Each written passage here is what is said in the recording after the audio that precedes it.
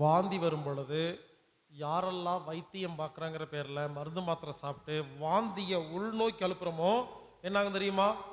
கரெக்டாக 7 நாள் நோட் பண்ணி வச்சுக்கோங்க. அப்புறம் என்னாகும் தெரியுமா? பேதி ஆகும். இந்த வழியாக வெளியே வரலையா, அந்த வழியாக வெளியே வரும். நம்ம என்ன பண்ணுவோம்? 4 முறை 5 முறை காலையில் லூஸ் மோஷன் போயிருங்க. பேதின்னு என்ன? Loose motion, dysentery, diarrhoea. 4 முறை மலம் போயிடும். பயப்பட்டு என்ன பண்ணுவோம்? ஐயோ ஐயோ ஐயோ, காலையிலேருந்து 4 முறை போயிடுச்சு. எதுக்கு பயப்படுறீங்க? மானம் போச்சா, மறுவாதி போச்சா? மலம் தானே போகுது, இதுக்கு ஏன் பயப்படுறீங்க? இன்கமிங் மட்டும் உள்ளே போயிட்டே இருக்கு. அவுட் கோயிங் வந்தால் பயப்படுவீங்களா? நேரம் பார்த்து சாப்பிட்றோமா? என்னைக்காவது நேரம் பார்த்து போகிறோமா? உள்ளே போனது வெளியே வருது. வந்தால் என்ன உங்களுக்கு? இப்போ 2 முறை 3 முறை போயிட்டா போகுது. ஐயோ எனக்கு என்னமோ ஆயிடுச்சோ. ஒன்றும் ஆகலை, குப்பை வெளியே போகுது. இதுக்கு ஏன் பயப்படுறீங்க? குழந்தைக்கு நம்மளும் பயப்படுவோம். குழந்தைக்கு 4 முறை ஐயோ என் குழந்தைக்கு போகுதே, மலம் போகுது. என்னப்போ புரிஞ்சுக்குங்க. 4 முறை 5 முறை யாருக்காவது காலையில் தண்ணியா மலம் போச்சுன்னா, வயிற்றால போச்சுன்னா, அதுக்கு என்ன தெரியுமா அர்த்தம்? ஒன்றும் இல்லை, உடலுக்குள்ள குப்பை அதிகமாயிருச்சுன்னு அர்த்தம். அந்த உடம்பு என்ன தெரியுமா பண்ணுது? பார்த்துக்கிட்டே இருக்குது ரொம்ப நாளா. இங்கே பாருங்க, யாருக்கு தெரியுமா லூஸ் மோஷன் போகும்? டெய்லி ஒழுங்கா போறவங்களுக்கெல்லாம் போகாது. 7 நாள் 8 நாள் போகாம அடைச்சி வச்சு கப்படிச்சுதுன்னு வச்சுக்கோங்களேன். இந்த உடம்பு என்ன பண்ணும்? குடலை பார்க்கும். 7 நாளா அப்படியே அடைச்சி வச்சிருக்கு. இது பார்த்துக்கிட்டே இருக்கு உடம்பு. போமாட்டேன் இரு, இன்னைக்கு நான் என்ன பண்றேன் பாருன்னு சொல்லிட்டு இந்த பிட்யூட்டரி சுரப்பி என்ன பண்ணுவாரு?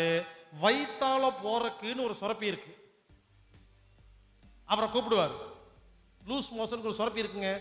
அவர் ஓகே நாங்கள் பார்த்துக்குறோம் அப்படின்னு சொல்லிட்டு அந்த குடலெல்லாம் க்ளீன் பண்ணி தண்ணி எல்லாம் ஊற்றி அடித்து க்ளீன் பண்ணி, அப்போ இதே மாதிரி தான் உடம்புல இருக்கிற எல்லா தண்ணி எடுத்து குடலில் ஊற்றி, யூரினை எடுத்து குடலில் ஊற்றி, யோசிச்சு பாருங்க.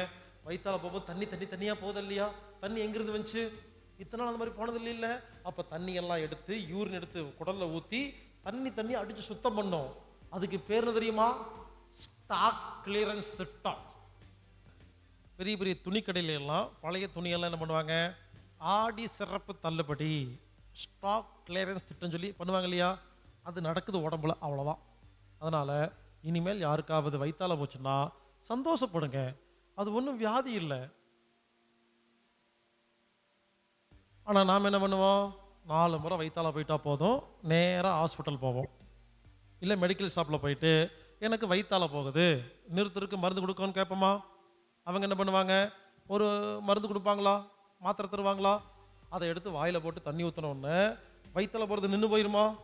இப்போ எவ்வளோ பெரிய துரோகம் பண்ணியிருக்கோம் தெரியுமா? என்ன பண்ணியிருக்கிறோம்? குப்பையை உடம்புக்குள்ளேயே வச்சுக்கிறதுக்கு ஒரு வைத்தியம் பார்த்துருக்கோம். என்னாகும்? அந்த குப்பை உடல்லையே ஒட்டிக்குமா? முதல்ல இருந்தாலும் பரவாயில்ல, இப்போ கழுவி க்ளீன் பண்ணி மறுபடியும் ஒட்டாது. இப்படி யாராவது வயிற்றால போகும்போது மாத்திரை சாப்பிட்டீங்கன்னா ஒரு 15 நாளைக்கு வயிற்றால போகாதா? ஆனால் நல்லா ஒட்டிக்குமா? அப்போ என்ன ஆகும்? குப்பை உடம்பில் அதிகமாகுது. தயவு செய்து புரிஞ்சுக்குங்க. இனிமேல் வயிற்றால போகும்போது அந்த மாதிரி மாத்திரையெல்லாம் சாப்பிடக்கூடாது. அப்போ என்ன பண்ணணும்? வயிற்றால போச்சா போயிட்டு வாங்க.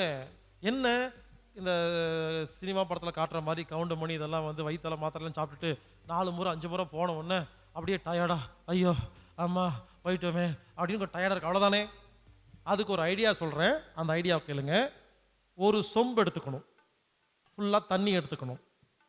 தண்ணி கொதிக்க வச்ச தண்ணி இல்லை, சாதாரண பிளைன் வாட்டர். ஒரு சொம்பு தண்ணி எடுத்துக்கணும். நல்லா கேளுங்க. வயிற்றால போகும்போது, லூஸ் மோஷன் போகும்போது நம்ம உடம்புக்கு என்ன தெரியுமா வேணும்? நிறைய சர்க்கரை வேணும், நிறைய உப்பு வேணும், நிறைய தண்ணி வேணும். அப்போது தண்ணிக்கு சாதாரண தண்ணி, கொதிக்க வைக்காத தண்ணி. உப்புக்கு இந்த பொடி உப்பு போடாதீங்க, பொடி உப்பு வாங்கவே கூடாது, சரிங்களா? கல்லுப்பு போட்டு கலந்துக்குங்க. சர்க்கரை வேணுமா? அப்போ என்ன பண்ணணும்? வெள்ளை சர்க்கரையை மட்டும் சேர்த்திக்காதீங்க. இந்த அஸ்கா சர்க்கரைன்னு சொல்லுவாங்க, சில ஊரில் சீனி சர்க்கரைன்னு சொல்லுவாங்க.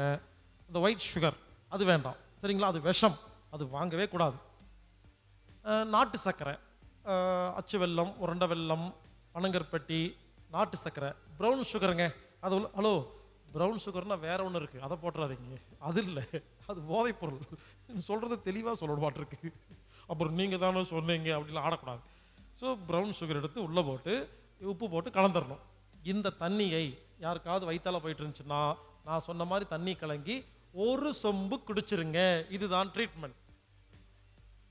உடனே எல்லாரும் கேட்பீங்க, சார் இந்த மாதிரி வயித்தால போயிட்டு இருக்கும் பொழுது இப்படி ஒரு சொம்பு தண்ணி குடிச்சா நின்று போயிருமா? அதானே, நிற்காது, இன்னும் நல்லா வரும். நான் நிறுத்துறதுக்கு ஐடியா கொடுக்கல, போயிட்டு வரைக்கும் தெம்புக்கு ஐடியா கொடுத்துருக்கேன். உங்களுக்கு என்ன சொன்னீங்க? உடம்பு டயர்டாக சொன்னீங்களா இல்லையா? அதுக்கு தெம்புக்கு தான், புரிஞ்சுங்களா? இதை குடிச்சா மறுபடியும் வரும், போயிட்டு வரணும், மறுபடியும் ஒரு சொம்பு குடிக்கணும், மறுபடியும் வரும், போயிட்டு வரணும், குடிக்கணும், போயிட்டு வரணும், குடிக்கணும், போயிட்டு வரணும். உடனே கேட்பீங்க, ஏங்க இப்படி குடிச்சு குடிச்சு குடிச்சு போயிட்டு போயிட்டு வந்துட்டு இருந்தா எப்பத்தான் நிறுத்துறது? இதுக்கு ஒரு முடிவே இல்லையா அப்படின்னு கேட்டா இருக்குது. அதுக்கு ஒரு ரூல்ஸ் இருக்குங்க. அதாவது டிசென்ட்ரி ஆகும் பொழுது, லூஸ் மோஷன் போகும் பொழுது யாருக்குமே யூரின் வராதுங்க. செக் பண்ணி பாருங்க, வரும், ரொம்ப கம்மியா வருங்க. வழக்கமா போற நிறைய, ஏன் தெரியுமா? யூரின் தண்ணி எல்லாம் அது வழியா போயிட்டு இருக்கா. நல்லா கேளுங்க, குடிக்கிறீங்க போறீங்க, குடிக்கிறீங்க போறீங்க, திடீர்னு ஒரு தடவை ஒரு சொம்பு தண்ணி நான் சொன்ன மாதிரி குடிச்சிட்டு போனீங்கன்னா மலம் வராது, ஒரு சொம்பு யூரின் வரும் வெள்ளையா. அப்ப என்ன அர்த்தம்? உடலுக்கு தண்ணி தேவையில்லைன்னு யூரின் வெளியே வந்துருச்சா? எப்ப தண்ணி குடிச்சு யூரின் வருதோ அது வரைக்கும் மலம் போயிட்டு இருக்கணும். எப்ப தண்ணி குடிச்சு நிறைய யூரின் வந்துருச்சோ நீங்க புரிஞ்சுக்கிட்டு, ஓஹோ கிளீனிங் வேலை முடிஞ்சு போச்சு, அதான் நிறைய யூரின் வருதுன்னு புரிஞ்சுக்கிட்டு அதுக்கப்புறம் இந்த தண்ணி குடிக்க நிறுத்திடணும். நிறுத்திட்டு ஒரு அரை மணி நேரம் 1 மணி நேரம் படுத்து ரெஸ்ட் எடுக்கணும். அப்ப என்ன ஆகும்? நல்லா பசிக்கும். உடனே போய் நான் சொன்ன மாதிரி பழைய மாதிரி எடுத்து சாப்பிடக்கூடாது. இட்லி, தயிர் சாப்பாடு இந்த மாதிரி சாப்பிடணும். நல்லா புரிஞ்சுக்குங்க. தயிர் சாப்பாடு சாப்பிட்டா பேதி ஆகிறது நிற்கும். தயிர் சாப்பாடு சாப்பிட்டீங்கன்னா ரொம்ப சிம்பிளாக நின்று போயிடும், முடிஞ்சு போச்சு. அப்புறம் அன்னைக்கு லைட்டாக சாப்பிட்டுக்குங்க, அடுத்த நாள் வந்து ஹெவியாக சாப்பிட்டுக்கலாம். அதனால் இனிமேல் தயவுசெய்து புரிஞ்சுக்குங்க, பேதி ஆகிறது, லூஸ் மோஷன் போகிறது, டிசென்ட்ரி டயேரியாங்கிறது ஒரு வியாதி கிடையாது. அது வந்து குடலை சுத்தம் பண்ணுற வைத்தியம்னு புரிஞ்சுக்கிட்டு நான் சொன்ன மாதிரி ஒரு சொம்பில் பனங்கருப்பட்டியும் கல்லுப்பும் போட்டு கலந்து ஒரு சொம்பு குடிச்சு போயிட்டு போயிட்டு வந்து யூரின் வரும்பொழுது நிறுத்திட்டீங்கன்னா குடல் சுத்தமாயிருமா? இனிமேல் உலகத்தில் யாருக்குமே குடல் சம்பந்தப்பட்ட எந்த வியாதியும் வராது. இந்த அப்பெண்டிக்ஸ்னு ஒரு நோய் சொல்றாங்க இல்லையா, குடல் வாழ்வு பிரச்சனை, அது ஏன் யாருக்காவது தெரியுமா? நல்லா கேளுங்க. அப்பெண்டிக்ஸ்னு ஒரு உறுப்பு இருக்குங்க, அது குடல்ல ஒட்டிட்டு இருக்கும். அதோட வேலை என்னன்னா குடல் இருக்கிற கழிவையெல்லாம் எடுக்கிறது. இன்னொன்னு, குடல் இருக்கிற சத்து பொருளை உறிஞ்சு லிவர் கொடுக்கிறது. அடுத்தது, உடம்புல ரைட் லெஃப்ட் இருக்கு இல்லையா, இடது பக்கம் வலது பக்கம், இதை ரெண்டையும் ஒரே மாதிரி பேலன்ஸ் பண்றது. இப்படி நிறைய வேலை பண்ணிட்டு இருக்கு, சரிங்களா? அப்போ அப்பெண்டிக்ஸ் ஏன் வலிக்குதுன்னு கேட்டீங்கன்னா, அப்பெண்டிக்ஸ் வலிக்கிற காரணம் அப்பெண்டிக்ஸ் கெட்டெல்லாம் போகலைங்க, உடல்ல குப்பை அதிகமாயிருச்சு. ரொம்ப வருஷம் குப்பை அதிகமானனால அப்பெண்டிக்ஸ் கத்துதா, வலிக்குதா? அப்பெண்டிக்ஸ் வலிக்கும் போது யாராவது ஹாஸ்பிட்டல் போனீங்கன்னா ஸ்கேன் பண்ணி பார்த்துட்டு சொல்றாங்க, அப்பெண்டிக்ஸ் வந்து வெடிக்க போகுது, உயிர் போயிடும், உள்ள ஐசியூல வச்சுக்குவாங்க. வச்சுட்டு சொல்லுவாங்க, உங்க ஆள் உள்ள இருக்கிறாரு, அப்பெண்டிக்ஸ் வெடிக்கிற மாதிரி இருக்குது, 1/2 hour டைம், அதுக்குள்ள நீங்க பணம் கட்டிட்டீங்கன்னா நீங்க வந்து ஆளை கூட்டிட்டு போயிடலாம், இல்லைன்னா பாடி எடுத்துட்டு போயிடலாம்னு சொல்லுவாங்க. இப்படியே சொல்றாங்க. நாம் என்ன பண்ணுவோம்? என்னதான் நல்ல விஷயங்கள் தெரிஞ்சிருந்தாலும் நம்ம வீட்டில் அம்மாவுக்கோ தங்கச்சிக்கோ அப்பாவுக்கோ குழந்தைக்கோ ஒரு உடம்பு சரியில்லைன்னா இந்த நம்ம டெக்னிக்கெல்லாம் யோசிச்சுட்டு இருப்போமா? ஒரு வேளை உயிர் போச்சுன்னா என்ன பண்ணுறதுன்னு பயந்து சொல்கிற பணத்தை கட்டிட்டு அப்பெண்டிக்ஸை ஆப்ரேஷன் பண்ணி வெளியே கூப்பிட்டு வந்துடுறோமா? புரிஞ்சுக்குங்க, அப்பெண்டிக்ஸ் என்பது வெடிக்குதுன்னு சொல்கிறாங்க இல்லையா, ரொம்ப சிம்பிளுங்க, குப்பை அதிகமாயிருச்சுங்க. அந்த மாதிரி அப்பெண்டிக்ஸை வெட்டி எடுக்கக்கூடாது. உடம்புக்குள்ள குப்பையே போகாமல் இருக்கிறது எப்படி, உள்ள போன குப்பையை வெளியெடுக்கிறது எப்படிங்கிறத நான் இன்னைக்கு சொல்லி கொடுப்பேன். அதையெல்லாம் கற்றுக்கிட்டு அதை செஞ்சீங்கன்னா இனிமேல் அப்பெண்டிக்ஸ் வலிக்கவே வலிக்காது. அப்போது எடுக்க வேண்டிய அவசியம் இல்லை. அப்படி ஒரு வேளை எமர்ஜென்சி எடுக்கிற மாதிரி இருந்தாலும் நான் சொல்கிற மாதிரி இப்போ சொல்லிக் கொடுப்பேன். எப்படி குப்பையெல்லாம் வெளியெடுக்கிறது, எப்படி உடம்பை சுத்தமாக வச்சுக்கணும்னு சொல்லிக் கொடுப்பேன். அந்த டெக்னிக்கை ஃபாலோ பண்ணி உடனே குப்பையை வெளியெடுத்தோம்னா உடனே அப்பெண்டிக்ஸ் சரியாக போயிடும். அதை வெட்ட வேண்டிய அவசியம் இல்லை. தயவுசெய்து புரிஞ்சுக்குங்க, இந்த அப்பெண்டிக்ஸ் வெட்டுறது, அப்புறம் அதே மாதிரி பித்தப்பையில் கல்லுன்னு சொல்லி உடனே ஆப்ரேஷன் பண்ணணும், பித்தப்பை எடுத்துடணும், இல்லைன்னா உயிருக்கு ஆபத்துன்னு சொல்கிறாங்க இல்லைங்களா. நான் ஒரு கேள்வி கேட்குறேன், உங்கள் குழந்தைய கடத்திக்கிட்டு போயிட்டு உங்களுக்கு ஃபோன் பண்ணுறேன், உங்கள் குழந்தை இப்போ ஏன் கஸ்டடியில் தான் இருக்குது, நீ எனக்கு 5 லட்ச ரூபா கொடுத்தீங்கன்னா குழந்தைய விட்டுருவேன்னு சொன்னா இதுக்கு பேர் என்ன? கிட்னாப்பர். ஆனால் ஐசியூவில் டாக்டர் உள்ளே வச்சுட்டு வெளியே வந்து டீசெண்டாக அவங்க குழந்தையோட உயிர் வேணும்னா 5 lakhs கட்டுங்க, இல்லைன்னா பாடின்னு சொல்கிறாங்க, கொஞ்சம் டீசெண்டாக கிட்னாப் பண்ணுறாங்க நான் நினைக்கிறேன். யோசிச்சு பாருங்க, உயிரை வச்சு நம்மக்கிட்ட கேட்குறாங்க. நமக்கு டெக்னிக் தெரியுதோ இல்லையோ, வேற வழி இல்லாமல் உயிரை காப்பாற்றுறதுக்கு பணம் கட்டுறோமா இல்லையா? தயவுசெய்து புரிஞ்சுக்கங்க, இந்த மாதிரி சுச்சுவேஷன்லாம் வராமல் இருக்கணும்னா நம்ம செய்ய வேண்டியது குடலை எப்பொழுதும் சுத்தமாக வைத்துக் கொள்ள வேண்டும். அதே மாதிரி ஹிரண்யான்னு என்ன? ஹிரண்யான்னு என்னன்னா, நம்ம குடல் இருக்கு இல்லையா, அது வந்து ஒரு ஜவ்வுக்கு மேல உட்கார்ந்து இருக்குதுங்க. அந்த ஜவ்வுக்கு பேரு பெரிட்டோனியம். இப்படி குடல்ல குப்பை அதிகமாய் அதிகமாய் அதிகமாய் என்ன ஆகுது? அந்த ஜவ்வு உடைஞ்சிருதுங்க. அப்போ குடல்ல கீழே விழுந்துருதா? இதுக்கு பேரு ஹிரண்யா. ஒரு நிமிஷம் புரிஞ்சுக்குங்க, ஹிரண்யா அப்படின்னு அர்த்தம் என்னன்னா குடல் இறக்கம் கிடையாது. ஹிரண்யான்னா இறக்கம். புரிஞ்சுக்குங்க, இன்டெஸ்டினல் இரண்டியா, அதாவது குடல் இறக்கம்ங்கிறதுக்கு அதை சேர்த்திக்கணும். ஹார்ட் ஹிரண்யான்னா ஹார்ட் லேசா இறங்கிருச்சுன்னு அர்த்தம். யுட்ரஸ் ஹிரண்யா, யுட்ரஸ் இறங்கிச்சு. புரிஞ்சுக்க, ஹிரண்யான்னா அர்த்தம் என்னன்னா இறங்கிருச்சு. ஏன் இறங்குச்சு? குப்பு அதிகமாயிருச்சு. ஆனா என்ன பண்றாங்க, ஹிரண்யா யாருக்காவது வந்துச்சுன்னா ஆப்ரேஷன், ஒரே சொல்யூஷன். என்ன பண்ணுவாங்க, அந்த குடலை உடம்பு அறுத்து குடலை எடுத்து அந்த ஜவ்வு இருந்துச்சு இல்லையா, அந்த இடத்துல ஒரு மெஸ் மாதிரி செஞ்சு வச்சிருப்பாங்க, ஒரு வலை. இவங்களே ஒரு வலை செஞ்சு அதை உள்ள வச்சு தைச்சு கொடுத்துருவாங்க. ஆனா மறுபடியும் உடையுது. ஏன் உடையுது? சில பேர் சொல்லுவாங்க, எனக்கு இது வரைக்கும் 3 முறை ஹிரண்யா ஆப்ரேஷன் பண்ணியிருக்கிறேன். ஏன் 3 முறை பண்ணீங்க? முதல்ல உடஞ்சதில்ல, யோசிக்கணும் ஏன் உடஞ்சதுன்னு. குப்பை அதிகமாயிருச்சுன்னு உடஞ்சிருச்சு. யாருமே குப்பை ஏன் அதிகமாகுதுன்னு சொல்லித்தரல, அதை எப்படி கிளீன் பண்றதுன்னு சொல்லி கொடுக்காதனால மறுபடியும் குப்பை வந்து ஹிரண்யா வருது. புரிஞ்சுக்கங்க, அப்பெண்டிக்ஸும் சரி ஹிரண்யாவும் சரி வரதுக்கு காரணம் குடலில் உள்ள குப்பை. இப்போ நான் என்ன பண்ண போறேன், அந்த குப்பைகளை எப்படி வெளியேற்றுறது, இனிமேல் குப்பையே இல்லாமல் இருக்கிறது எப்படிங்கிறத நான் சொல்லி கொடுத்துருவேன். அந்த டெக்னிக்கை யார் ஃபாலோ பண்றீங்களோ இனிமேல் உங்கள் வாழ்க்கையில் அப்பெண்டிக்ஸ் ஹிரண்யாங்கிறது வரவே வராது. அதனால அப்பெண்டிக்ஸ் ஆப்ரேஷன் தயவு செய்து யாரும் பண்ணாதீங்க. எல்லாரும் சொல்றாங்க அப்பெண்டிக்ஸ் என்ற உறுப்பு வந்து உடம்புக்கு தேவையே இல்லையாமா. டாக்டர் கேட்டு பாருங்க, சொல்றாங்க அப்பெண்டிக்ஸ் என்ற உறுப்பு உடம்புல எந்த வேலையும் செய்யறது இல்லையாமா, அது இருந்து வேஸ்ட் ஆமா, வெட்டி எடுத்துட்டா ஒண்ணும் இல்லைன்னு சொல்றாங்க. நான் ஒரு கேள்வி கேட்கிறேன், எல்லாரும் நல்லா கவனிங்க. இறைவன் முட்டாளா?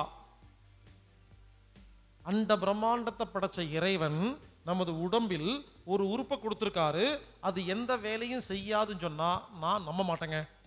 அந்த உறுப்பு அவ்வளோ வேலை செய்யுதுங்க. இது தெரிஞ்சுக்காம அது வெட்டி எடுத்துட்டு அது ஒண்ணுமே இல்லைன்னு சொன்னா எப்படிங்க ஒத்துக்க முடியும்? அப்பெண்டிக்ஸ் யாராவது ஆப்ரேஷன் பண்ணியிருக்கிறவங்கள படிக்கட்டில் நடக்க சொல்லுங்க, ரைட் லெஃப்ட் வைக்கும் போது தடுமாறுவாங்க. ஏன்னா ரைட் லெஃப்ட், இடது பக்கம் வலது பக்கத்தை ஈக்குலிபிரியம் அப்படிங்கிற சமநிலைப்படுத்துற வேலையை அப்பெண்டிக்ஸ் பண்ணிட்டு இருக்கு. அதுக்கப்புறம் அதை பண்ண முடியாது, மலையில ஏறது கஷ்டமா இருக்கும், விழுந்துருமோன்னு பயமா இருக்குங்க. புரிஞ்சுக்குங்க, அதே மாதிரி ஹிரண்யாக்கு ஆப்ரேஷன் பண்ணாம நம்ம டெக்னிக்கை ஃபாலோ பண்ணா குடல் ஆட்டோமேட்டிக்கா குடல் சுருங்குச்சுன்னா சரியா போயிருங்க. அதனால இனிமேல் யாருக்காவது பேதி வந்துச்சுன்னா தயவு செய்து புரிஞ்சுக்குங்க, குப்பை வெளியே போகுது, போயிட்டு வாங்க, சந்தோஷமா போயிட்டு வாங்க. நான் சொன்ன மாதிரி செய்யுங்க. ஒரு 6 நாள் லீவ் எடுங்க. எல்லாரும் காலேஜ் ஸ்கூல் ஆஃபீஸில் வேலை செய்கிறீங்கல்ல, லீவ் இருக்கா இல்லையா? மெடிக்கல் லீவுன்னு எதுக்கு எடுக்கிறீங்க? யாராவது சொந்தக்காரங்க வெளியூர்லேருந்து வந்தால் ஊரை சுற்றி காக்கிறதுக்கு எடுக்கிறீங்க, இல்லை சினிமாவுக்கு போகிறக்கு லீவ் எடுக்கிறீங்க. இந்த மாதிரி பேதி வந்தால் எடுத்துகிட்டு போக வேண்டியதானே? அப்போ மட்டும் ஆஃபீஸ் போயிட வேண்டியது மாத்திரை சாப்பிட்டுட்டு.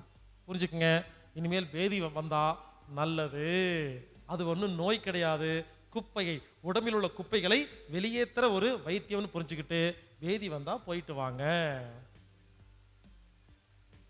உங்க குழந்தைக்கு பேதி வந்துச்சுன்னா நான் சொன்ன மாதிரி எல்லாம் செஞ்சுட்டு ஒரு நாள் ஸ்கூலுக்கு லீவ் போட சொல்லி அடுத்த நாள் ஸ்கூலுக்கு போறாங்க இல்லையா, அப்போ அந்த குழந்தைக்கு சாக்லேட் வாங்கி கொடுங்க.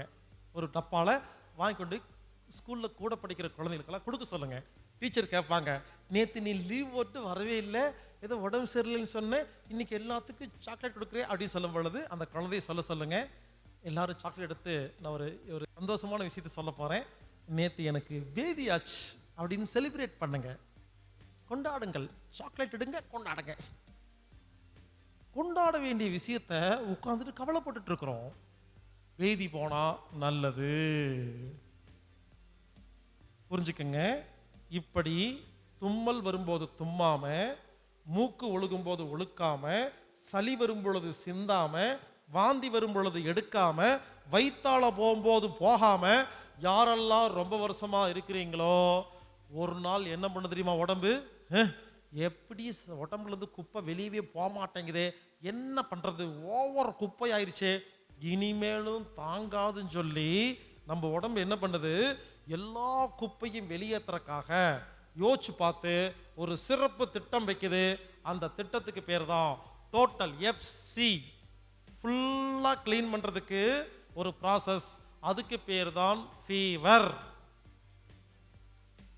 ஒருத்தருக்கு காய்ச்சல் வருதுன்னாவே நீங்க புரிஞ்சுக்கங்க, காய்ச்சல் என்பது வியாதி கிடையாது, காய்ச்சல் என்பது சுத்தம் பண்ற வைத்தியம்.